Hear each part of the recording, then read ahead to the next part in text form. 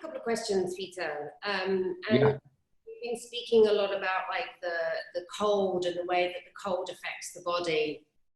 And Yeah.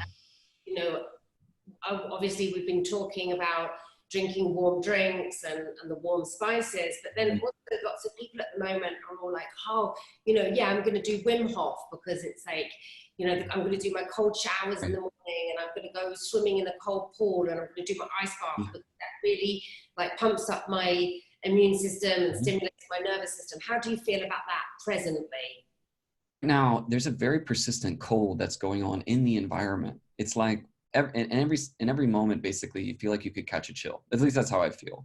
Even when the sun comes out, it's like right in the shade. It's like something's there. And cold, basically, the reason why they were so obsessed with cold in this old book is because cold, of all the pathogens, was the one that, when you were exposed to it in the environment, and if you ever had extreme exposure to cold, this is a very visceral feeling. If a lot of us maybe don't, or if you've ever had mild frostbite, or you've been stuck out too long in the cold, you know exactly what this is. But it's like it comes into your body and it gets in there, and it's like you can't get warm, like in your actual tissue. And then you take this super hot bath, and it kind of makes things better, but not really. And it's like something's there. And so right now, currently, I know there's a lot of research on Wim Hof and cryosaunas and things like that. Our view of that is that what's happening is when you are faced with cold, your body does mount a response. And that's true in Western inflammatory and also immune response. So you actually do have an immune response to cold. And actually you can develop sensitivities to cold, which is interesting too. It's part of the pathogenesis of Raynaud's. But anyway, you can actually develop changes in your tissue in relationship to the cold. And so what happens is your body mounts a response because you get cold. So everything changes, your blood circulation changes. The issue is that you're not moving so well, where your circulation isn't so good. The cold seems to kind of come in and stick, basically, actually in your tissue. And then the reason why that's a problem is because it's in there, and then your circulation has to contend with that. So that one's kind of a hard concept to get. It's very obvious clinically, but just so you know, in Western medicine, you actually can deform your tissue, your actual tissue, connective tissue, in relationship to cold, if you are more receptive to like Western understandings of this. And so right now, basically, it's not the best idea. And the reason why it's not the best idea is because it's just the environment itself is filled with cold, and then you're putting cold on. It's not a good mix, basically, right now. The better thing would actually be really, really hot baths, and then to make sure that your bathroom is warm and that you get out and you totally dry off and you get a robe and you walk out into your room and you're not wet at all. Because there's this change, obviously, in temperature. Usually people's houses are really cold and things like that. And again, it seems like, wow, it's just cold or whatever, but it actually really does come into your tissue, and you actually kind of tighten up and you start to constrict. So it's a very visceral thing that happens. And so, yeah, somebody said, you're welcome. I'm glad it's helpful. And then doing cold showers last week and this week, and my sinuses kicked up.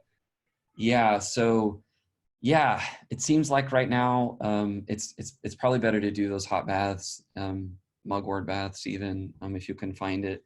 And ginger baths actually is a whole thing. That's actually really nice. Yeah, that can be very helpful. Yeah. So that's my thoughts on that right now. I want to ask you what you feel about, because I'm not encouraging people to do the juices or cold water. I'm trying to keep people's digestive systems as warm as possible.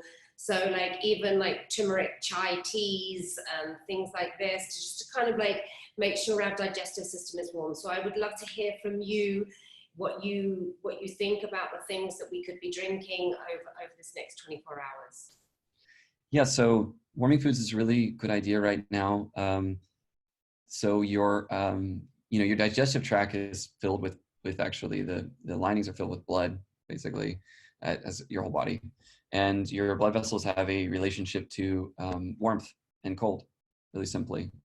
And when you drink cold things, it can, especially, and this is really to the spectrum of like really cold ice water and things like that. That's usually the one that we're this is a very famous thing in Chinese medicine, which is like, don't drink ice water. But basically the reason is because it goes in and constricts those vessels, and blood and the movement of blood affects all secretions too, basically. So your stomach is like a blood net, and it actually has all these secretions of bacteria that are inside of the inner linings. So you don't want to actually hold things to cause constrictions and changes of that, especially around eating and things like that. So I think it's a great idea. I think ginger juice actually, and my wife shared a really great recipe where you, and I'm sure you have tons, but where you blend the ginger and you in a big thing of water, and and then you strain it. You can actually use that. This is from Stephen Herod Buhner. He's an amazing herbalist, which I recommend to check out about the viral issues with herbs. But anyway, you take the pulp and you can even heat that into a tea. Anyway, ginger is great. Chai is great. Turmeric is great. Really just all warming foods. Miso right now.